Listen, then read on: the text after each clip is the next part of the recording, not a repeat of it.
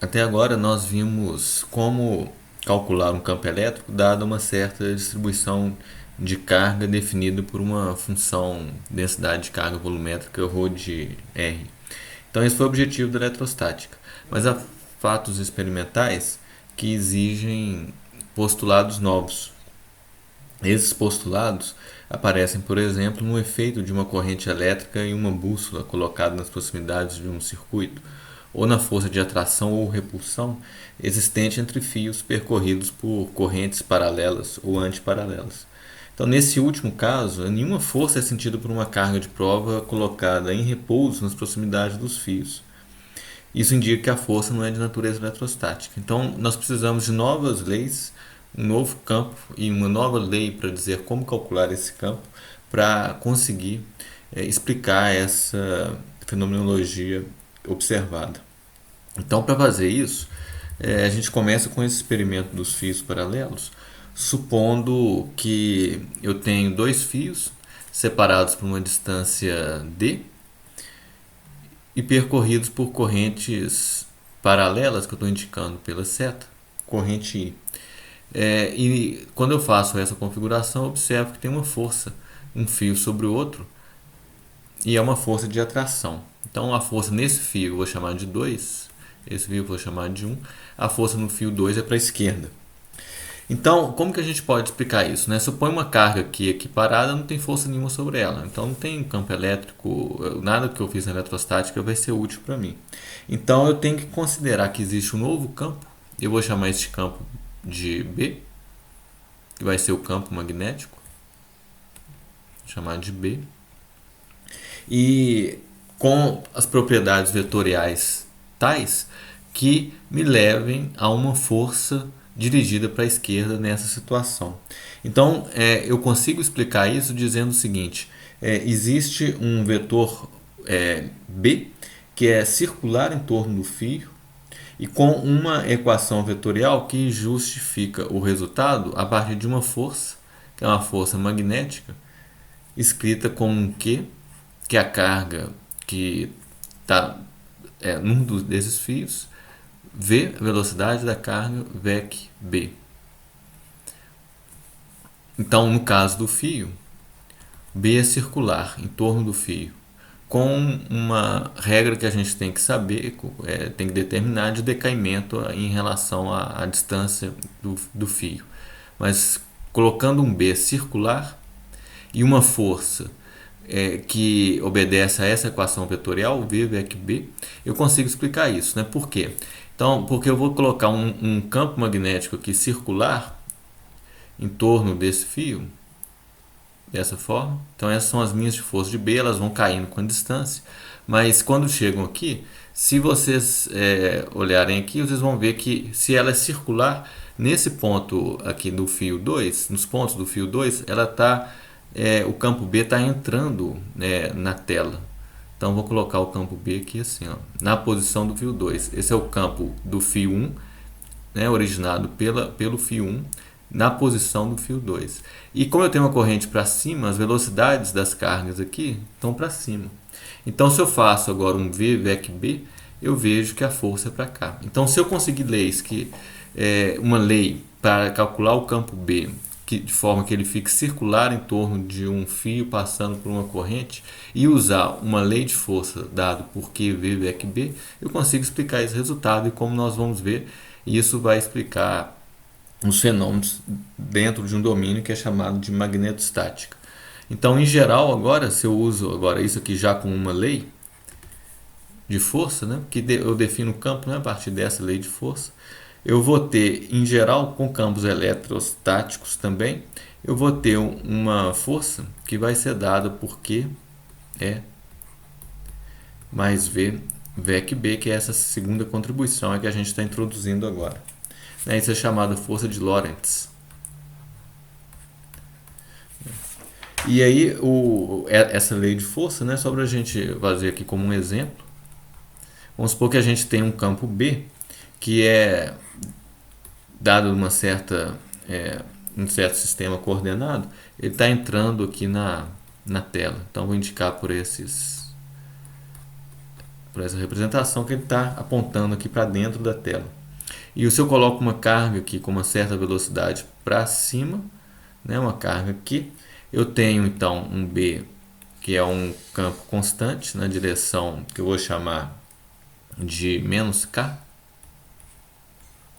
porque eu vou colocar o K aqui nessa, aqui XYZ.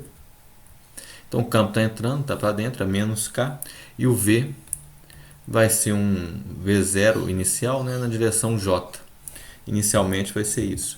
Então se eu calculo a força, eu vejo que QV VEC B vai ser QVB, porque esses vetores são perpendiculares, na direção menos I. Né? E o movimento será circular com um raio que pode ser dado pela relação que define essa força com uma força centrípeta. Né? Então mv2 sobre R. Né? Porque nessa posição, né, quando eu começo com a velocidade V0, a força está em menos I. Então ela está, que é o eixo X, ela está para a esquerda. Aí isso então vai encurvando, né, a trajetória da partícula. Né? Se eu estiver aqui nesse ponto, a força é para baixo, então a partícula vai descrever um movimento circular, então com um raio que vai ser dado por essa relação. Um outro aspecto importante dessa lei é a relação entre trabalho e força magnética. Então fica claro, né, que a força magnética não realiza trabalho, porque ela é sempre perpendicular ao deslocamento. Né? Então você vê que força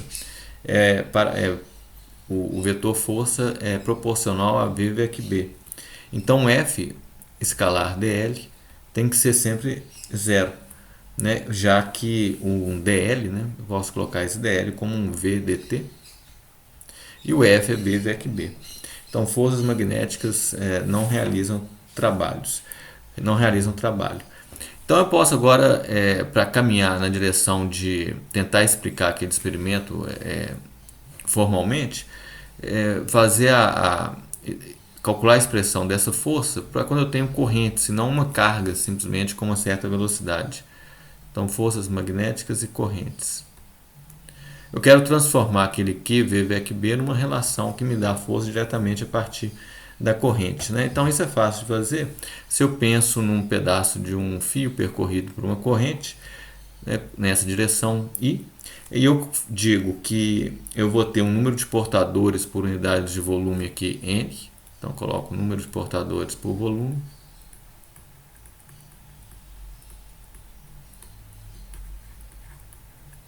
Cada um desses portadores tem uma carga Q. Então eu vou colocar aqui N e Q. Aqui tem uma área transversal A. Essa distância aqui eu vou chamar de um certo dl em módulo, né, o comprimento dessa parte do fio, e a velocidade dos portadores aqui na direção da corrente V. Então com isso eu consigo traduzir aquela equação para uma equação para corrente. É só lembrar que a corrente, né, é dq dt, carga por unidade de tempo. Então a força nesse elemento de fio, né, eu vou calcular como sendo um df, vai ser o número de portadores por unidade de volume vezes o volume. Com isso, então, eu tenho o número de portadores. Cada um tem uma carga Q, então essa é a carga total. Todos têm a velocidade V, e aí eu tenho um campo magnético que eu estou colocando aqui como B.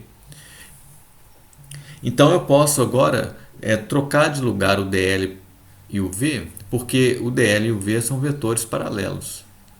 Então eu não perco nada se eu escrever isso como NAV Q dl VEC B. Isso então vai ser um I dl VEC B. De onde veio o I? O I veio daqui, olha. Eu tenho a carga total agora por unidade de tempo, né? Porque eu tenho aqui o V como um dx dt. Então eu tenho NA dx que vai ser então a carga total dividido por dt. Então é carga por unidade de tempo. Isso me dá então a força magnética final integrando sobre todo o meu fio, então integrando sobre dl. Então eu posso escrever como I, se o I for constante eu tiro ele fora, na integral I dl vec b. É uma expressão que a gente vai usar muitas vezes. Tá, então esse é um resultado que a gente pode usar, por exemplo, num exemplo, né? Pensando o seguinte, né? Tenho aqui uma região com campo magnético, vou colocar esse campo magnético aqui entrando, e uma certa espira com uma parte aqui na região que tem campo magnético e presa a essa espira uma certa massa M. Então, essa aqui é a região que tem B entrando no papel. Essa é uma espira com uma parte superior, né, na região em que eu tenho campo, e essa é uma massa presa à espira. Então, aí aqui eu vou fazer circular uma corrente I por essa espira. A pergunta é para qual I eu vou ter a força magnética em módulo igual à força gravitacional. Tá? Então eu calculo a força magnética aqui facilmente, né, como um Q V vec B. E para calculá-la, né, eu vou só colocar essa distância aqui como sendo A, o comprimento da espira aqui. Então observem que aqui nessa parte de cima da espira, né, eu tenho uma velocidade para a direita e um campo entrando na tela. Então eu vou ter uma força que vai ser uma força para cima, né, um V, né, vec B, vou indicar aqui como uma força magnética para cima. E essa força, por velocidade e campo serem perpendiculares, isso me leva a uma expressão que vai ser um I B vezes A, usando essa expressão, né? Então, como que eu usei? O B é constante, está aqui. dl vec B são vetores perpendiculares. Então, esse produto vetorial é dl e B, e o B constante sai. E a integral de dl nesse trecho de cima é A. Então, eu fico com a força magnética igual a IBA. Então, basicamente, isso aqui é I, a integral de 0 a A de B dx. Só esse segmento vai contribuir, né, para esse dl vec B. Porque nos laterais, né, eu tenho forças em direções que vão se cancelar. Então eu vou em sentidos que vão se cancelar, né? Então só essa força é efetiva aqui nesse problema.